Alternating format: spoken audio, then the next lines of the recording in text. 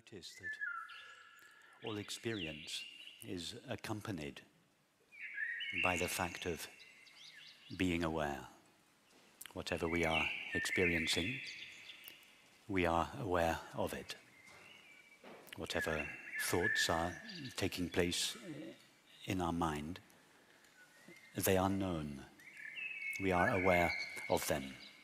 Whatever we might be feeling.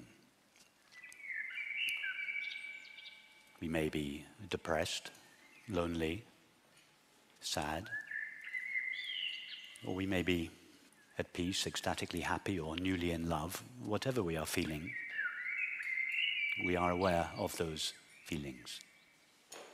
Whatever we are perceiving, that is, whatever sights, sounds, tastes, textures, and smells are present, we are aware of them. If our eyes are open, we are aware of the sight of this room. The sound of my voice is known.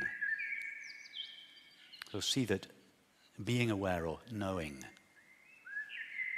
accompanies all experience, irrespective of the content of experience. So become interested in the experience of being aware.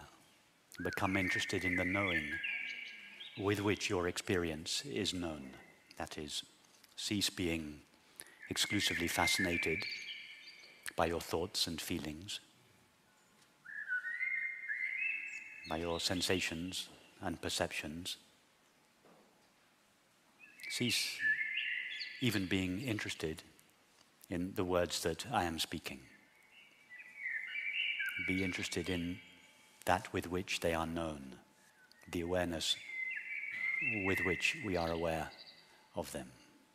The common name for the knowing with which all knowledge and experience are known. The common name for the experience of being aware or awareness itself is I. I know my thoughts. I am aware of my feelings and sensations. I perceive the world. In other words, when I suggest be aware of the knowing with which your experience is known, or be aware of the experience of being aware, it's another way of saying simply, be aware of yourself. Be aware of that to which we refer when we say I. Not the thoughts that we have, not the feelings, sensations, and perceptions that come and go in our experience, but I, the knowing element, the aware element in all experience. Now, when I say become aware of yourself or become aware of the experience of being aware, due to the limitations of language, I subtly suggest that you are one thing and awareness is something else that you can be aware of, in the same way that you are aware of the sound of my voice or the sight of this room. I don't mean to imply that. You are the awareness. I am the awareness with which all knowledge and experience are known. So I am speaking to you, awareness. You, awareness.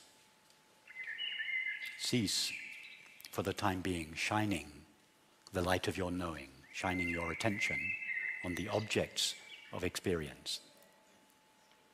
And come back to yourself. I'm saying to awareness, be aware of yourself. Be aware of being aware. Awareness is knowledge of itself. Being aware of being aware is a unique experience. It is the only experience there is. The only experience there is that does not take place in subject-object relationship. The I that knows is the I that is known. The sun that illuminates is the sun that is illuminated.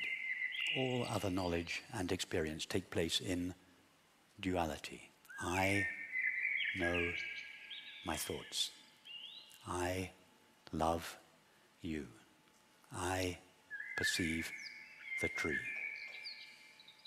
A subject knowing, feeling, or perceiving an object. But in this unique experience, awareness is knowledge of itself. The subject of the experience and the object of the experience are one.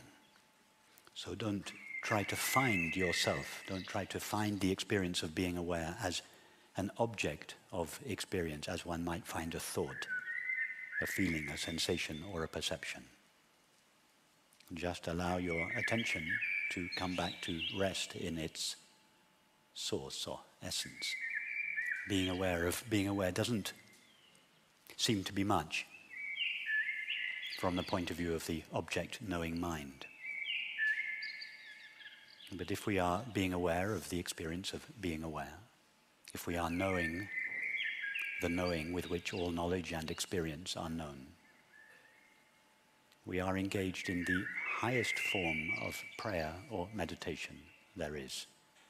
It is the meditation for which all other meditations are a preparation.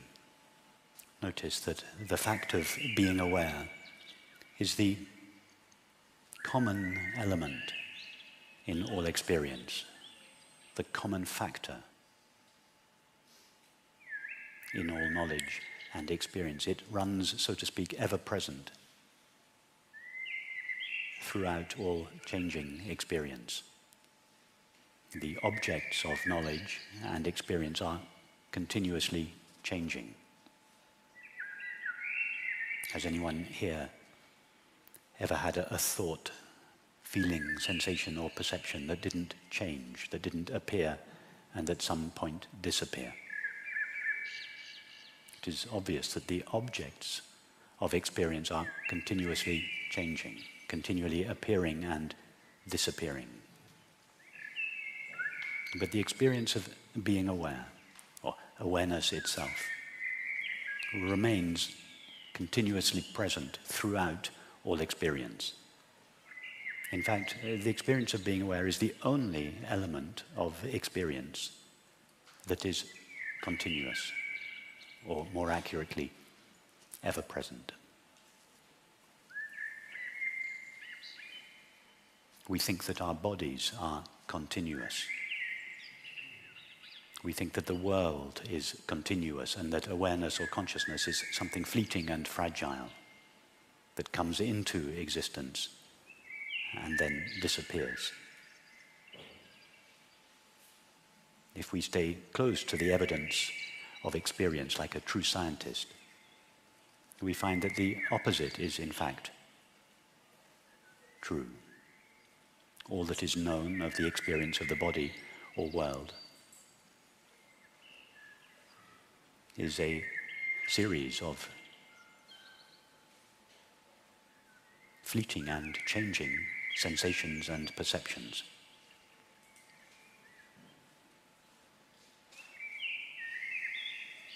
The experience of being aware is the only experience that remains continuously present. In other words, the body and the world borrow their apparent continuity from the ever-presence of awareness. The experience of being aware is always in the same condition.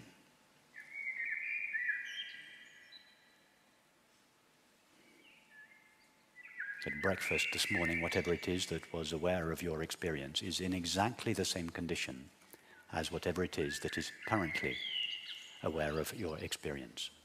All your thoughts, images, feelings, sensations, and perceptions have changed numerous times since breakfast this morning. But being aware has remained constant throughout. And not just breakfast this morning, but whatever you were experiencing yesterday, last week, last year, 10, 20, 30, 40 years ago.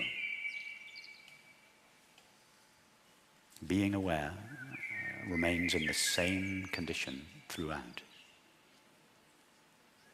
Remember, when I speak of being aware, I'm speaking of yourself, not some abstract consciousness that the Buddha or Ramana Maharshi had some special access to.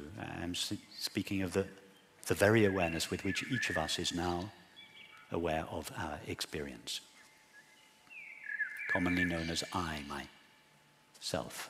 That which each of us essentially is in the same condition now as it was when we were 5-year-old girls or boys. It hasn't changed, it hasn't moved, it hasn't aged. No experience has added anything to it or removed anything from it. It is at once one with all experience and independent of all experience. Like the space of this room, it touches intimately everything that appears within it, but is utterly free from whatever appears within it. Thus, its nature is peace. It stands to gain nothing nor lose anything from experience. It is inherently or innately fulfilled. Thus, its nature is happiness. When I say its nature, I mean your nature, the essence of your own mind